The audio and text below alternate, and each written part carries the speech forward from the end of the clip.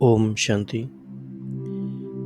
मुरली पढ़ते समय हमें ये लक्ष्य रखना है कि एक एक महावाक्य द्वारा हमें अपने अंदर शक्ति भरनी है और इस शक्ति को मनसा सेवा द्वारा चारों तरफ देना भी है।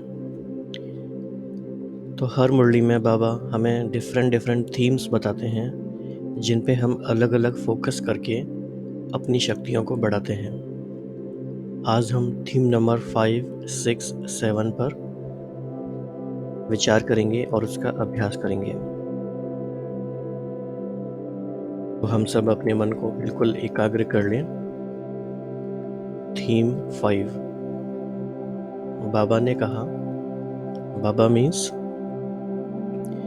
ज्ञान सागर, शिव बाबा और बाप दादा। तो बाबा से अल्पकाल के आधारों का सहारा जिसको किनारा बनाकर रखा है, ये अल्पकाल के सहारे के किनारे अभी छोड़ दो। जब तक ये किनारे हैं तो सदा बाप का सहारा अनुभव नहीं हो सकता, और बाप का सहारा नहीं है इसीलिए हद के किनारों को सहारा बनाते हैं। तो ये जो हाईलाइट है येलो, इससे हमें क्या पता चल रहा है कि हम एक विशियस लूप में फंस जाते हैं। किनारे हैं तो सहारा अनुभव नहीं होता, सहारा नहीं है तो फिर किनारों को सहारा बनाते हैं, तो उस लूप में फंसते ही जाते हैं। इसीलिए चाहे अपने स्वभाव संस्कारों को, चाहे परिस्थितियों को, जो किनारे बनाए हैं ये सब अल्पकाल के दिखावा मात्र धोखे वाले हैं। बहुत गहरी बातें हैं ये। चाहे अपने स्वभाव संस्कारों को, चाहे परिस्थितियों को, जो किनारे बनाए हैं ये सब अल्पकाल के दिखावा मात्र धोखे वाले हैं। 3 इनकी बातें हैं, यानी 3 इनकी ट्रेट्स हैं। ये सारे अल्पकाल के हैं, दिखावा मात्र हैं और धोखे वाले हैं। तो क्या आप दुनिया में कोई भी ऐसी चीज़ लेना पसंद करेंगे जो अल्पकाल की हो, दिखावे मात्र हो और धोखे वाली हो? तो समझ तो कहा नहीं जाएगा। तो बाबा ने कहा कि धोखे में नहीं आओ। बाप का सहारा छत्र छाया है। ये बहुत छोटा सा पैराग्राफ है लेकिन बहुत ही पावरफुल पैराग्राफ है। इसी थीम में ही अगर हम गहराई में चले जाएं कि मुझे चेक करना है कि अभी तक कौन से अल्पकाल के सहारों के आधार पर चल रहे हैं। यहाँ तक कि कुछ ऐसे आधार जिन्हें हम बहुत अच्छा भी समझते हैं, हमें किसी के आधार से नहीं चलना है। जैसे ही हम ये संकल्प लेते हैं तो शक्ति आती है। शक्ति का अनुभव होता है कि मैं निराधार आत्मा हूँ। क्या चाहिए मुझे? हम अगर ये बात में दृढ़ हो जाएं कि मैं और मेरा बाबा में सब आ जाता है। ये अनुभव की बातें हैं, बाबा के बच्चे ही समझ सकते हैं और योगी बच्चे ही समझ सकते हैं। जब बाप का सहारा अनुभव हो जाता है तो सब कुछ उसमें समाया हुआ है। बाप मिला अर्थात सब कुछ मिला। जैसे जैसे इस अनुभूति में हम गहरे जाते हैं, ये संपूर्ण योगी और निरंतर योगी की स्थिति की तरफ हमें ले जाता है। एक बाबा ही संसार है। सर्व संबंध उन्हीं से हैं, सर्व प्राप्तियां उन्हीं से हैं, सारी अनुभूतियां उनसे हैं। तो हम लक्ष्य रखें कि पूरा दिन इसी अनुभूति में समाना है और यही लक्ष्य रखना है कि हमारे योग की अनुभूति यही हो।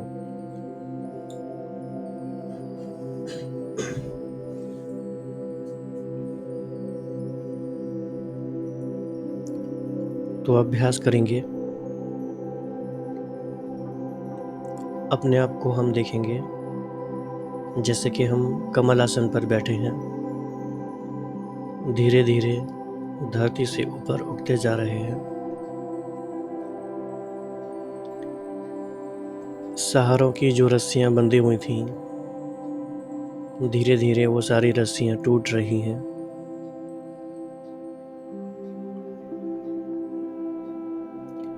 कुछ सहारों की रस्सियां ऐसी हैं कि कोई और नहीं तोड़ना चाहते, या कुछ रस्सियां ऐसी हैं जो हम नहीं तोड़ना चाहते, लेकिन दृढ़ता की शक्ति से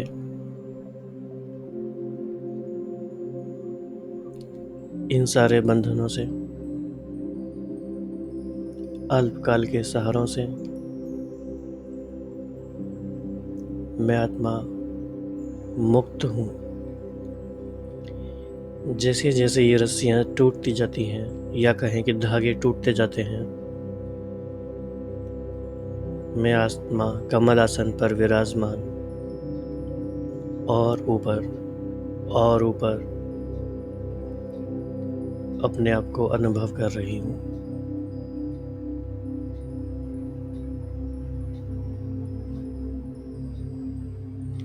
जो सारी दुनिया का सहारा है, परम सहारा है, उनके साथ हम हैं।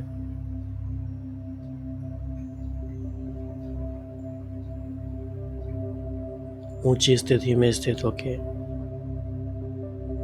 चारों तरफ पूरी दुनिया में नजर दौड़ाएं, और जिन आत्माओं को हमारे सहारे की जरूरत है, उन तक हम वृत्ति से और वाइब्रेशन से शक्तियों की किरणें, शक्तियों के वाइब्रेशंस पहुंचा रहे हैं।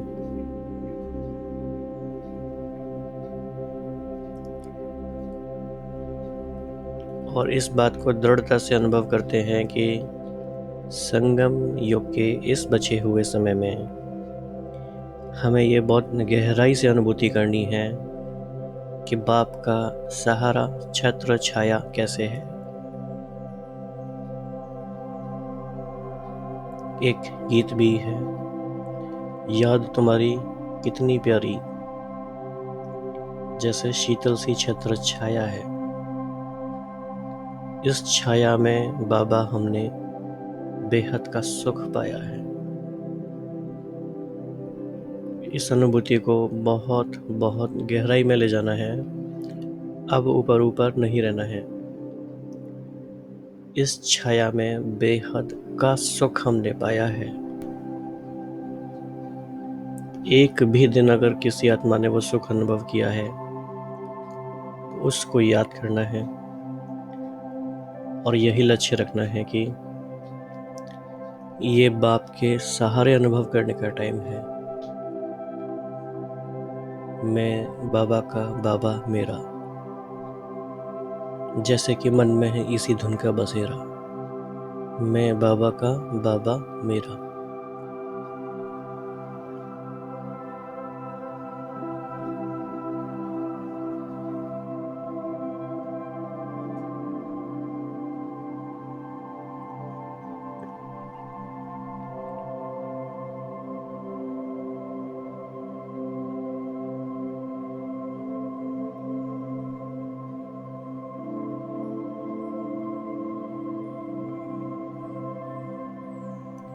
एक बाबा ही संसार है।